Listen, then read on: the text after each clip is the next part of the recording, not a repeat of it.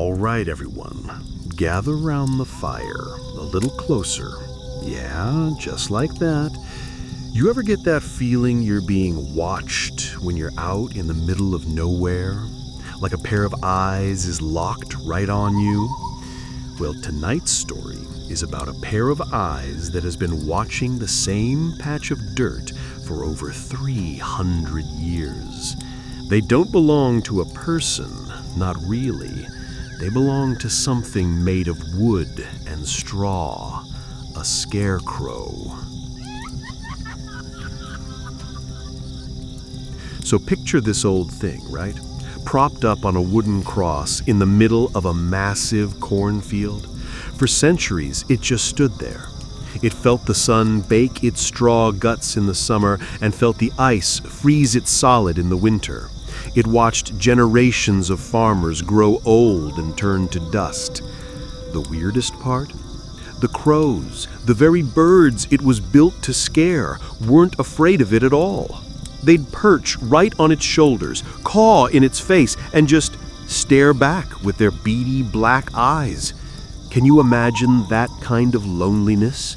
Just watching the world go by, completely silent for hundreds of years? That kind of quiet, it does something to a thing. It makes it patient. Then one day, everything changed. A new family's truck rumbled down the dirt road, kicking up dust. A man, a woman, and a little girl named Ilara. Now, most kids would see an old creepy scarecrow and either throw rocks at it or dare each other to run up and smack it. But Ilara, she was different. From the farmhouse porch, she'd just stand there, tilting her head, and stare at it. It was like she wasn't just looking at a pile of straw, but at something that was looking back. One afternoon, she did what no one else had ever done. She walked right out into that field, her footsteps slow and steady. She stood right in front of the scarecrow, looked up at its painted, faded face, and reached out her hand. She placed her small, warm hand right on his coarse, sun-bleached arm. For the first time in 300 years, it wasn't the bite of frost or the claws of a crow, it was a gentle touch. And they say, deep inside that straw-filled chest, something that had been asleep for centuries lurched. A flicker of life in the quiet dark. After that, Ilara started visiting him every day. She gave him a name, Watcher. She'd sit at his feet, her back against the wooden post, and she'd tell him everything. All her secrets, her dreams, the stories from her books. She brought life to his silent world. Her parents, of course, thought it was just a strange little phase. "Ilara, get away from that dirty old thing," her mother would shout from the porch. They had no idea. Watcher became her guardian, her silent, secret-keeping friend. One day, a nasty storm rolled in fast. The wind howled and ripped at his clothes. Ilara was caught in the open, and a huge gust knocked her right off her feet. As she lay there crying in the mud, something twisted inside the scarecrow. He wanted to move. He strained against the post, trying with all his might to rip himself free and shield her from the storm. But he couldn't. He was just a scarecrow, bound to his cross, forced to watch her as she scrambled back to the house alone.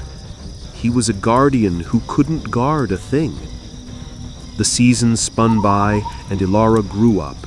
Her stories changed from scraped knees to talk of first loves and big cities far, far away from that cornfield. Then, a crisp autumn evening, she came to him. But this time, she was wearing a traveling coat. This was it. This was the last time. She stood there, just like she had all those years ago, her eyes now level with his. She said, "I'm leaving, Watcher. I'm going to see the world you and I always talked about." She reached out and took his straw hand. She whispered, "I'll never forget you."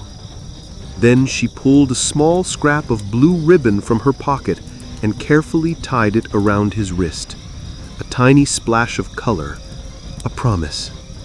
And then she let go. She turned, walked away, and never once looked back. Watcher stood there as her shape got smaller and smaller until the road just swallowed her up. The silence that rushed back in wasn't the old familiar quiet. It was a screaming, roaring emptiness. After 300 years of being lonely, he finally understood what it meant to be truly left alone.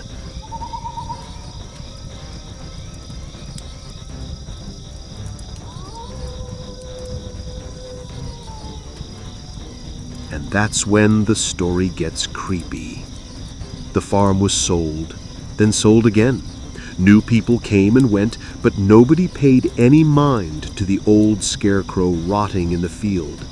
But that little blue ribbon, faded and tattered, still clung to his wrist. Slowly, whispers started in the nearby town. Travelers driving down the road at dusk swore they felt the scarecrow's eyes following them. A few even claimed that on dark, moonless nights they saw its arm twitch, the one with the ribbon, as if it were reaching for the road. They stopped calling it a scarecrow. The locals gave it a new name, one they only said with a shiver. They called it the scarecrown. Its deep, profound loneliness had curdled into something unsettling. It had become a legend that haunted the fields.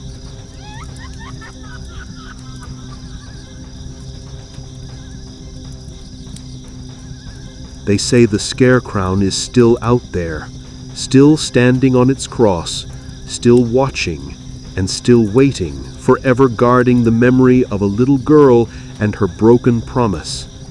The legend says it's not a curse on the land, it is the curse.